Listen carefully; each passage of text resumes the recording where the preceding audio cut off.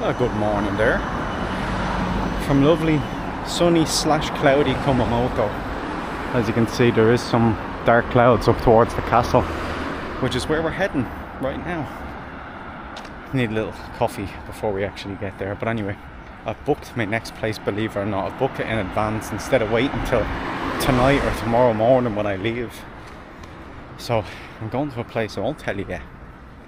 You'll see it tomorrow when I record me leaving, but going to a place that I wanted to go, and I was kind of saying, oh, will I, won't I, and then I'm thinking, I know if I don't go I'll regret it. I'll be like, jeez, I should have went. So booked the bus there, 4-hour bus journey, booked my accommodation, all good to go tomorrow. So yeah, plan for now, Coffee Castle, the 2 C's. Let's go.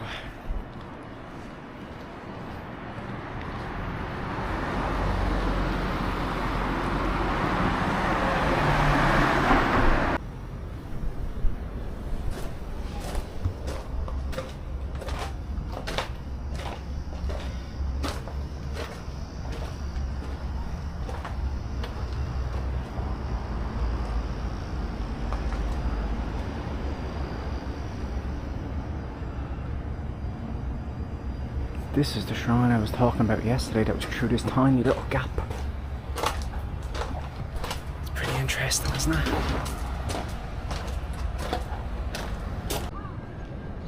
Now in here is Sakura no Baba. That's where I got the horse meat yesterday.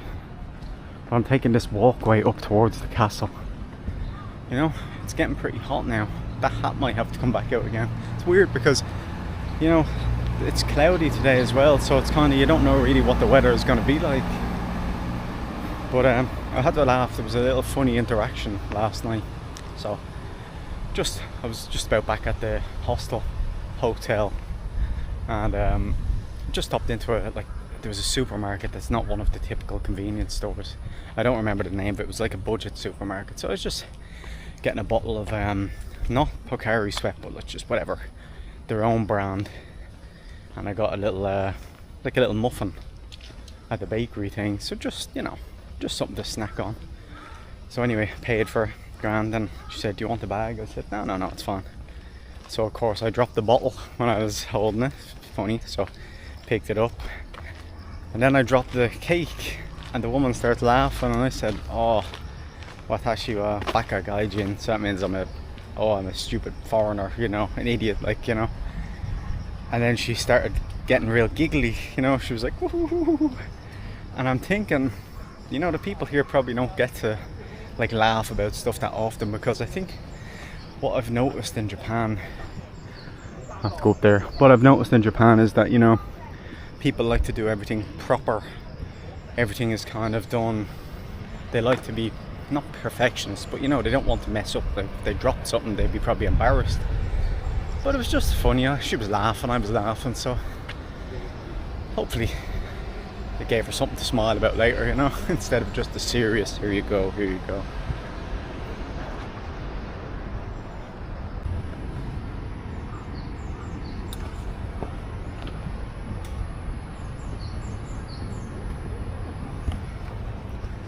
Another one of those guys with the blue tails that I found in Sengan-en in Kagoshima. Pretty cool. See, they've got the turret up there.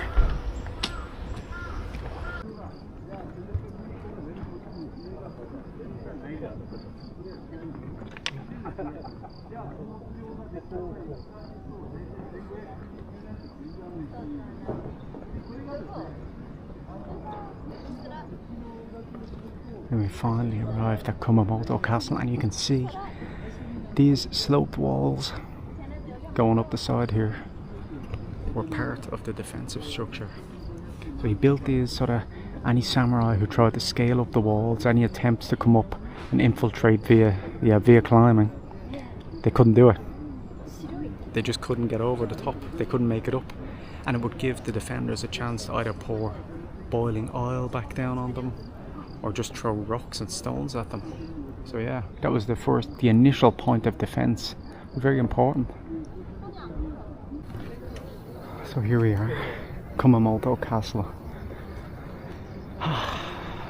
Here we go, finally through Kumamoto Castle, built by Kato Kiyamasu way back in the early 1600s. Now you can see this curved wall structure. Well, as I said, they brought him in to build this because he was a master castle architect and a warlord, which helps. He knew a thing or two about defending and fighting, but he built this to stop enemy samurai climbing up the walls to break into the castle.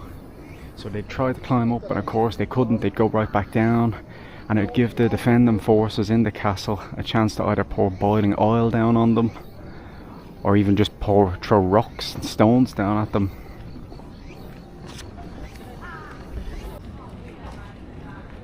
You can see that there's still renovations going on since the 2016 earthquake hit and caused a lot of structural damage.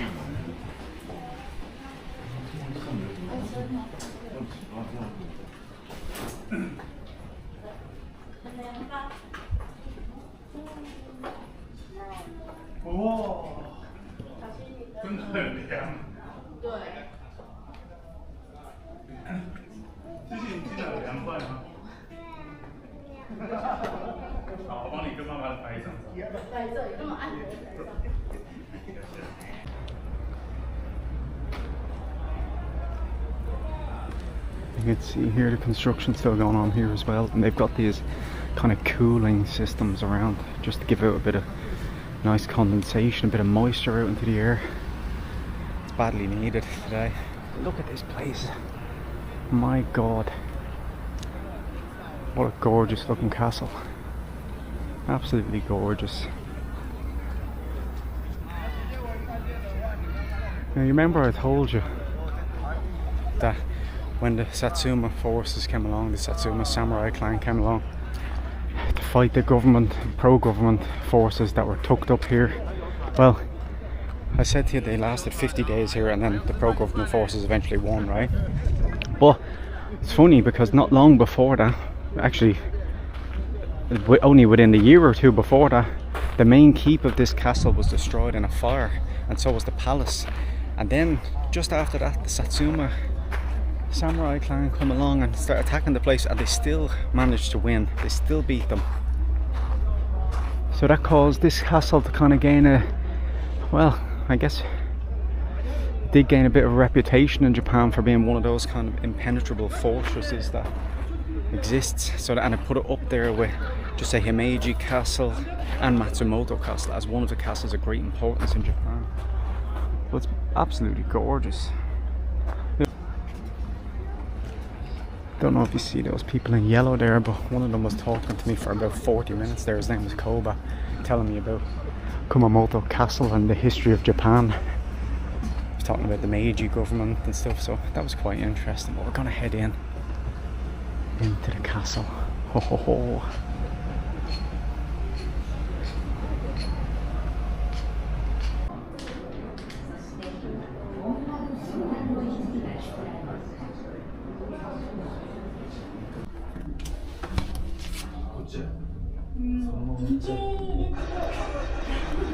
This is where they would have dropped stones or boiling oil down on the incoming forces.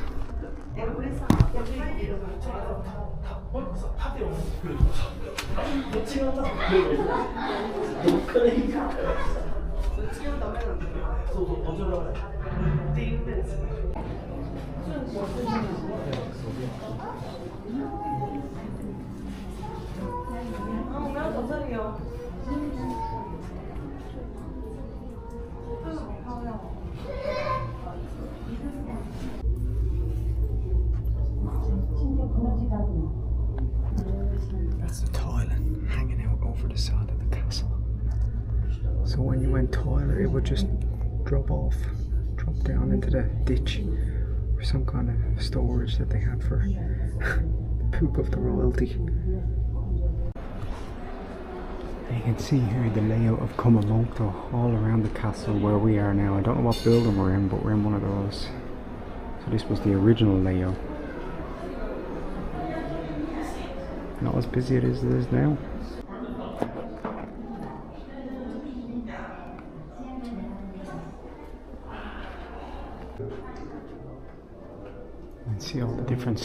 styles of armour that they wore over the years. Look at the colours on some of them. You wouldn't want to go into the battlefield with them on, just in case you got blood all over them.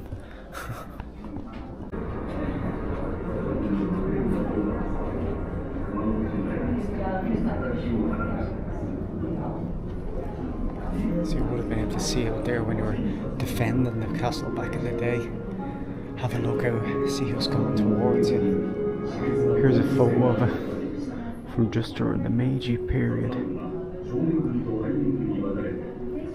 It's a fascinating place to walk around when you see, like, you have to look on your phone for information. So for example, there's no English, there's QR codes there, and you have to scan them and you get the information on your phone, which is fine. It's still easy.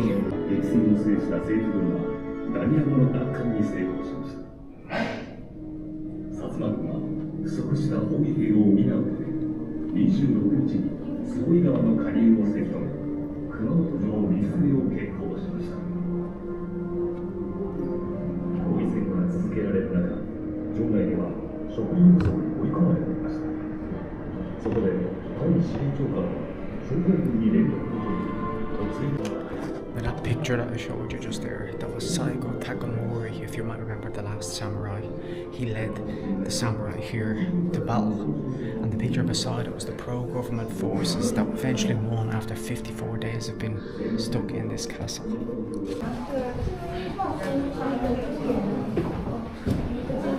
Just take this in. Imagine being up here back in the samurai time, looking all out over the land that you've conquered, and then you see these oncoming samurai, and you're thinking, oh no, I'm going to be in here for 54 days, holed up in the castle trying to keep defending. But you succeed in the end. You can see the construction work still going on down here to restore it.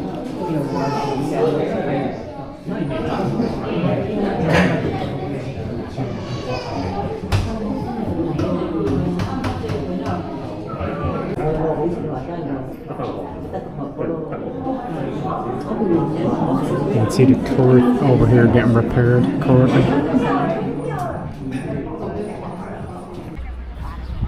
Now when Kato Kamiyasu built this place, as I said, he built it with those sloped walls on the outside for extra defence, but he also built it with extra high stone walls here and wooden overhangs on each floor to stop any people from climbing up if they happen to make it over the wall, just to give it that little extra bit of defence. But that's why I was saying that he was kind of known for his advanced techniques of building castles, and this is some of the reasons. Like this defensive structure was kind of new at the time. So when Kiyomasa died, then there was a big dispute, because, you know, he had his followers and his family that were kind of disagreeing on what was going to happen next, because he was seen as this, like, as Koba-san said, the volunteer guide walking around told me, like, Kato was kind of seen as this Superman figure. He was a big strong guy, he's very smart, and like, how do you replace him, you know? So things weren't going well really around here. So the Takagawa shogunate, if you remember from my Aizu Wakamatsu videos, they were really, really powerful in Japan. They were basically the top of the pecking order, and they decided, you know what, we're going to have to exile his family, and we're going to bring in our own rulers who they deemed fit to rule the land. So that's what happened basically. It's quite an impressive piece of architecture really, isn't it? Like, even when we were up there looking out, like, imagine being able to see, like, your attackers coming towards you. You'd see them from miles and miles away, and you could get at least a bit of time to kind of ready your men, ready the defences, all sorts of things like that. You see all these dragonflies going around. And it didn't fall to Meiji's forces, surprisingly. Normally these castles were torn down by the Meiji government. However, this had already been destroyed. See, there was a fire after the Satsuma rebellion, destroyed most of the keep, and then in the late 1800s there was an earthquake here again, and after that earthquake there was nothing left, nothing. It was only in the 1960s that they actually rebuilt this main keep and the other second keep at the back. There had been nothing here, like, not a thing. The whole thing destroyed, so it's not the original, but they built it with the same features that the original had. They had the plans, and they've followed along with them nicely.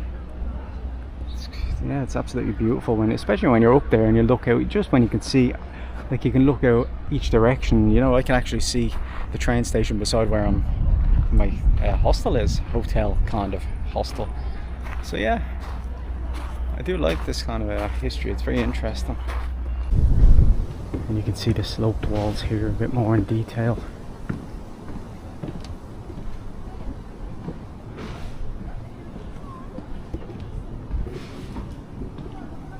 So to come out here cost 800 yen, which includes the actual inside of the castle, the museum or information area. I wouldn't call it museum because there's not much of a there's not many artifacts. There's a few old vases and stuff like that, but it's mostly just history about the place, written history, QR code history.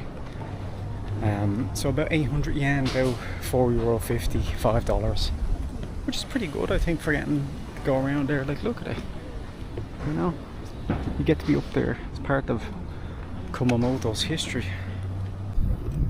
Now I'm going out here, you can see some of the wall damage still underneath one of the turrets. So it hasn't all been repaired yet, but they're getting there slowly but surely. Good thing you're not standing up there, Jesus. You know what's kind of crazy when you think about it? You know, this castle survived over 50 days being sieged by a samurai clan, you know. 50 days, God knows what kind of attacks were being done on the place. It's been bombarded, and it still managed to stay around. It still managed to help the pro-government forces stay defended and win. And then not that long after, an earthquake comes along and basically destroys everything. And the fire combined with that, you know, just goes to show you that Mother Earth is very, very powerful. There you go, you can't underestimate it. No matter what man tries to do, it's not really compared to it, is it? And you can see under the turret here, this wall that goes along, they've got a net cage kind of going all along it, and that's because after the earthquake hit back in 2016, the structure of the walls of themselves are damaged, so they've got to try and keep it closed off, because of course all that rock could just crumble and fall and people walking by. That's why they have those nets there. Yeah, so I mean, they're making progress at restoring it, but it's no easy task. Look, you can see the top there. It's just, yeah, crumbled, gone. But as I said, it's no easy task, because of course when it gets attacked by an earthquake, you know, it's the ground shaking, it basically causes damage from the foundation upwards. So when it's one problem comes from it, it's going to just domino effect out to another problem, to another problem. It's going to be the foundations, it's going to be the walls, it's going to be the roof, you know. So there is a lot of work to be done, but they're getting there, they're doing it. Fair play to them. It's nice that they want to, you know, rebuild it and be proud of this big castle. They should be. It's pretty gorgeous. They've already done a great job restoring it from 1960, so yeah, it's a very impressive area to be in.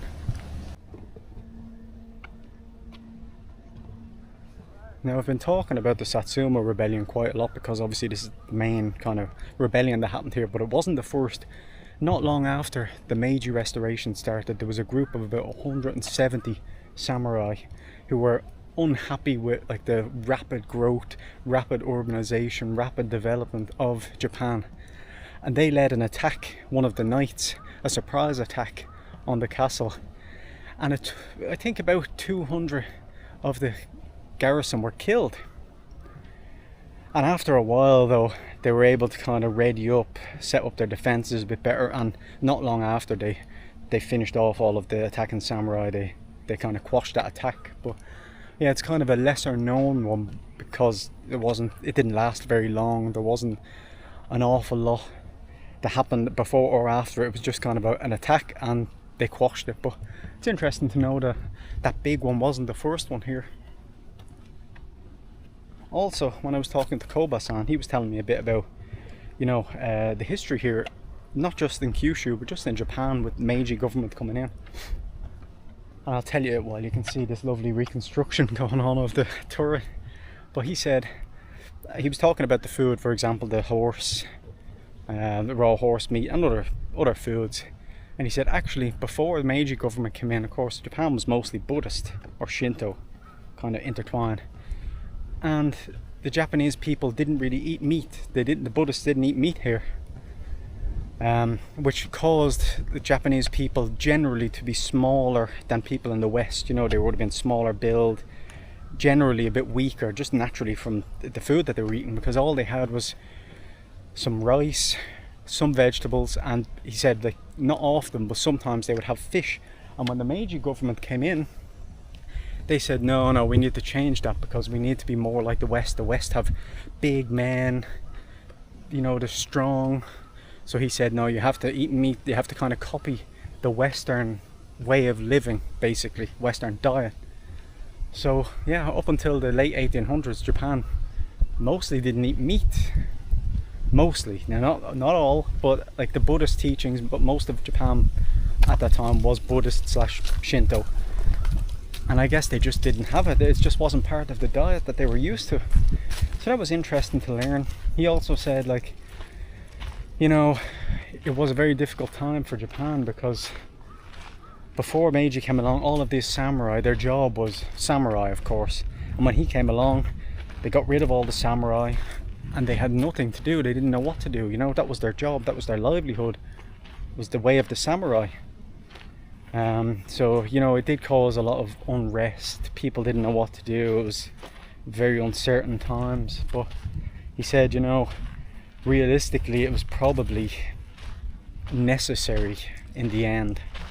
Even though it's not all good, he said it's probably necessary, because all of the other Western countries, industrialized countries, they were getting more powerful, stronger militaries, just stronger industrial setups in all these countries. And Japan, if Meiji had not have done that, either it would take them, it would take them a lot longer to catch up with the West, or else they just wouldn't catch up with them. So, you know, when you look at Japan now, obviously it's very modern, it's very industrialized, it's, you know, it's a powerhouse, really, in many ways. So, you know, I guess I often criticize the Meiji thing, although I don't know anything about the Japanese history. Like, when you're living here, it's different if you've grown up in the culture. But I often complain about, you know, it's a shame all these castles were destroyed, and, you know, Meiji got rid of them all. But I guess that's just kind of the way it goes, isn't it? With modernization, you can't fully get away from it, and while keeping the old system around. So yeah, that's just a little kind of history from a local guy. And he's from Kumamoto. He went off, lived in Tokyo, lived in Fukuoka, worked over in America for a while. So, you know, this guy knows what he's talking about. He's a cool guy, really nice guy. Koba-san, yeah, very nice. He had loads of knowledge. As a matter of fact, a funny story, there's a tree in the grounds of the castle, an old tree, and they weren't sure, it's a ginkgo tree, I think it's called, some type of tree, but they weren't sure if it was male or female back years ago. And when the seeds fell off, or the nuts, I suppose, as they fell, and someone picked them up and they smelled them, and they smelled really bad, and they said, oh, it's a male tree, it must be a male tree if it stinks. So that's how they came up with it back then. Now maybe it is a male tree, maybe it's not, I don't know. But yeah, he just gave me that little story while he was standing there talking to me. So, you know, just talk to the locals. If there is a little volunteer tour guide, ask them a question, ask them. They love that, you know. And he said, like, he gets to practice his English as well. He said when he was in school, or people, his children, I guess, went to school, like, when they learned English, they only learned how to write English or read English, not really speak it. So of course, with him been working and going to America and stuff like that, he's you know, he's well versed in English, and he had an English teacher from Ireland. So, you know, it's just nice to get kind of this information from the locals, because Japanese people are not that easy to communicate with sometimes, just the way they are. They're just shy, and, you know, this is the best opportunity you can get, really, to just talk to a local. They're curious as well. You know, we're not the only ones that are curious about their culture. They're curious just to talk to people. So yeah, that's the story of my little trip to Kumamoto Castle today. We're just taking a little walk down to a park area. I don't know what this house is. It's a special house, so I know someone used to reside here, but I just don't know who.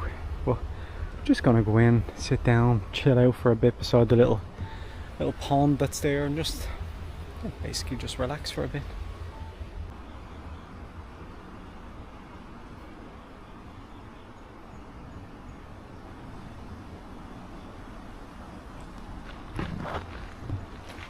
Nice little place to come for a little quiet walk around, quiet sit down. Even that little shrine in here too.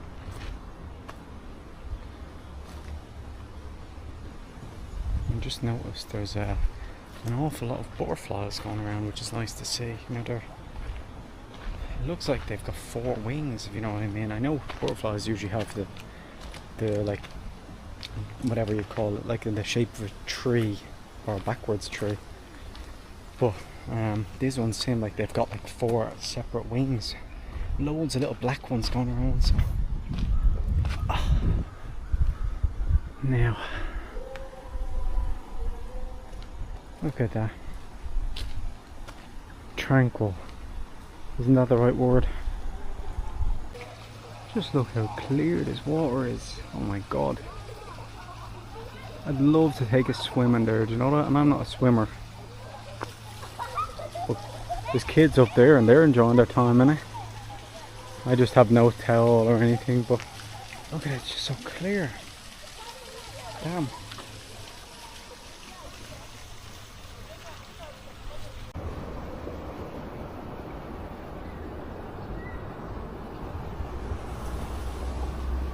I think sometimes when you're traveling around, you forget to just give yourself a bit of time to relax, because you're always thinking of the next thing and the next thing and what you want to do, what you want to see, which is very important, of course, when you're traveling around, because you're not just traveling around to sit down and, you know, do nothing. You're traveling around so you can see things that interest you, or things that you wouldn't normally see when you're at home.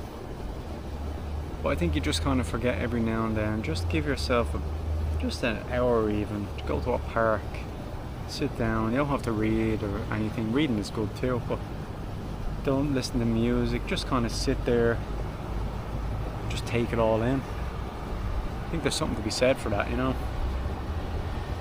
When it's constantly going to a tourist attraction after shopping street after busy street with cafes, you know, it's just nice to just take a breather and just take it in, basically. Just admire what you've got around you. And this place is lovely.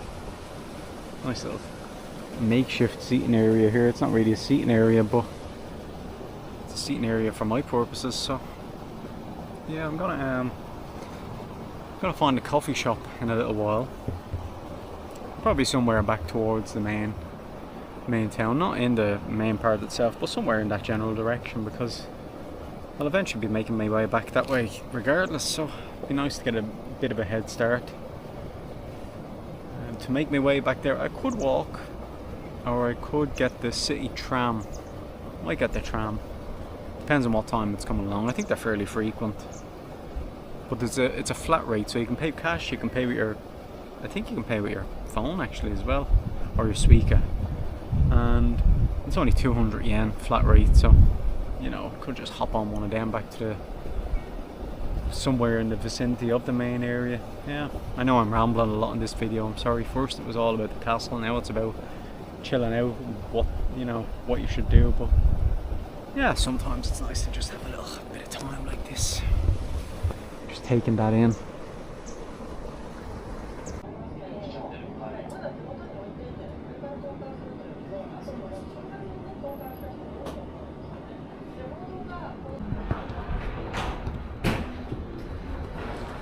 That was the little coffee shop I went into.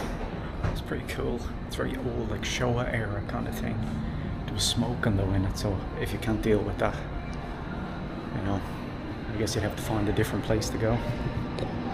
But it was very nice little atmosphere, very old fashioned. So yeah, very happy I found that. I wish I'd have went there yesterday as well. Just the atmosphere, the old man serving you, sitting there smoking his pipe, you know.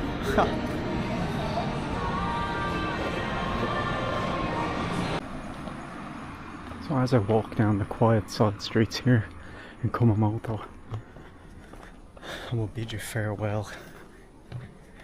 It's been fun actually. It's a nice little place. No, it is little, like it's not like a place that you could probably spend a week of doing constant tourist things unless you go outside the city. There is a volcano, but I was thinking of going up to it and they said, well, you can't really go up the normal route because the activity is, you know, there's potential activity, so they often kind of change their schedules to work with that. But I'm gonna head back, put my stuff into the hostel, get myself some ramen. I got it yesterday. Little place beside me. It's just a garlic ramen, so there's no point in me showing you. Ramen is ramen, unless it has some weird ingredient, but it doesn't. It's just garlic in it. So I'll catch you tomorrow when we're going to head to our new destination, which I'm not telling you, but you'll see it tomorrow, or the next video, whenever you see it.